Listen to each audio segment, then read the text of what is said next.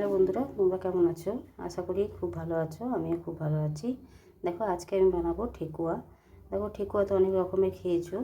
আজকে আমি যেভাবে বানাবো তোমরা অতি অবশ্যই একবার বানিয়ে খেয়ে দেখবে আমার মতন করে। দেখো, বানানোর জন্য কী কী উপকরণ লাগছে। দেখো, আমি নারকেল নিয়ে নিয়েছি, কাঁচা নারকেল কুড়ে নিয়ে নিয়েছি। তোমরা চাইলে ছোটো ছোটো করেও নিতে পারো।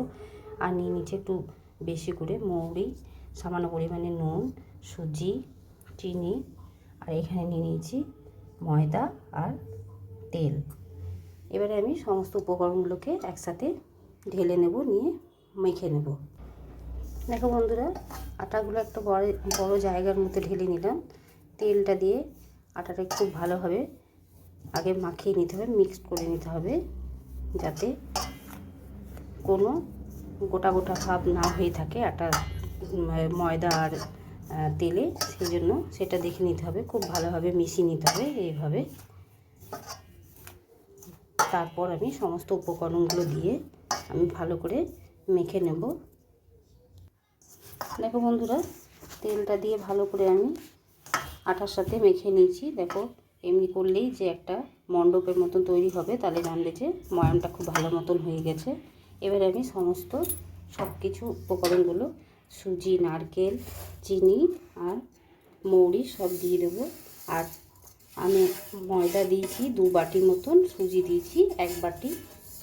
আর মিষ্টিটা যে যেরকমভাবে খাবে সেইভাবে। এবারে এর সাথে আমি কিছুক্ষণ মেখে নেব, তারপর আমি আস্তে আস্তে জল দিয়ে মেখে নেব। দেখো বন্ধুরা, সব ভালো মতন মিশিয়ে নিয়েছি আমি। এবার আমি অল্প অল্প পরিমাণে জল দেব আর মেখে নেব। একবারে জল দেওয়ার চেষ্টা করবে না, শুকনো শুকনোভাবে মাখতে হবে। আমি এবারে এটাকে মেখে নিই, তারপর আবার তোমাদের কাছে ফিরে আসবো। দেখো বন্ধুরা, আমার ময়দাটা মাখা হয়ে গেছে। একদম একটু শক্ত শক্ত মাখতে হবে। দেখো, এবারে আমি কিছুক্ষণ ঢেকে দেবো, রেস্টে রেখে দেবো। তারপর আমি আবার তোমাদের কাছে ফিরে আসবো। দেখো বন্ধুরা, আমি প্রত্যেকটা যেরকম বানাবো সেই মাপের আমি একইভাবে লেচি কেটে নিয়েছি। এবারে আমি দেখো তোমাদের বানিয়ে দেখাচ্ছি। এমনি করে গোল করে নেবে, যেভাবে শেপ দেবে তোমরা। একটা চামচ নিয়ে নেবে, যদি ছাঁচ না থাকে।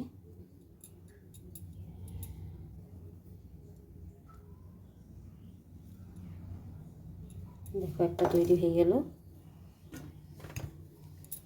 আরও একটা দেখাচ্ছি।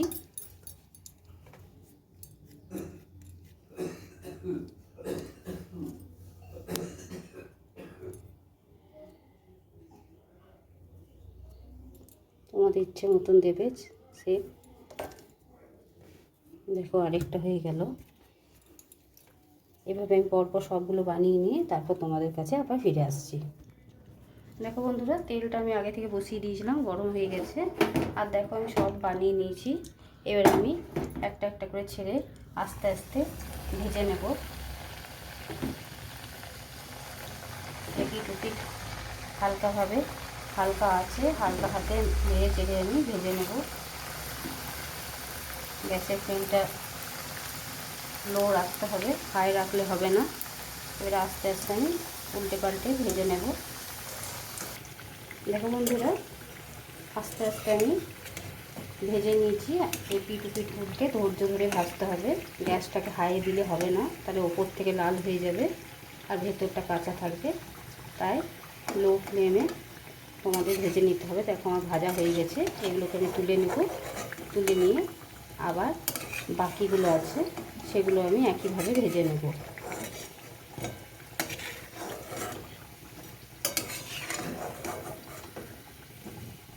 দেখো বন্ধুরা, আরও কয়েকটা ছেড়ে দেখিয়ে দিচ্ছি, সেই একইভাবে ভেজে নেবো। এভাবে তোমরা বাড়িতে অতি অবশ্যই বানিয়ে খেয়ে দেখবে। আর আমার বানানোটা কীরকম হয়েছে তোমরা অতি অবশ্যই জানাবে। এবার আমি ভেজে নিই, এপিট ওপিট করে যেরকম আগে ভাজলাম সেইভাবে একইভাবে, তারপর আবার তোমাদের কাছে ফিরে আসবো। দেখো বন্ধুরা, ঠেকুয়া রেসিপিটা তৈরি হয়ে গেছে। অতি সহজেই বাড়িতে তোমরাও বানিয়ে নিতে পারবে কম সময়ের মধ্যে। আমি যেভাবে বলেছি সেইভাবে বানাবে, তাহলে বহু দিন ধরে রইবে। মাস বলো 1 বছর বলো এইভাবে বানিয়ে রাখলে পরে ভালোভাবেই থাকবে।